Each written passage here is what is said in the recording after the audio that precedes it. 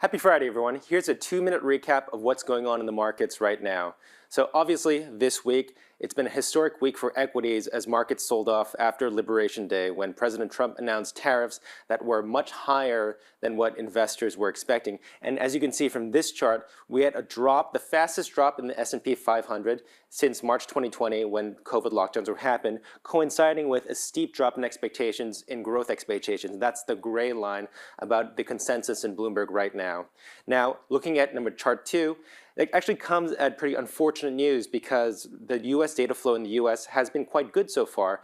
Jobs market has been growing faster than expected, and inflation has been cooling a little more than expected this week. The hard data when it comes to the U.S. is still quite optimistic, and that's why, even with all this turmoil, CIO is expecting a modest gain in equities through the rest of this year when equities have become a little more attractive with the sell-off. And we look at the third chart right now.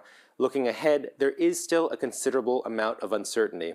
If you look at this chart, there's the highest amount of recorded uncertainty from consumers in recent memory, and that's also very similar to what small businesses has been saying, since they don't know what their import costs are going to be, and also what larger businesses are saying as well, because they don't know if they should put more in capital expenditures or hire more right now, or just maybe it's better to sit on the sidelines. So there's still a great amount of uncertainty, not only for investors, but people in the real economy, households and firms right now. So to be in touch with all the latest developments, please visit UBS CIO. We're coming out with research reports every day to track the moment-to-moment developments of the Trump administration.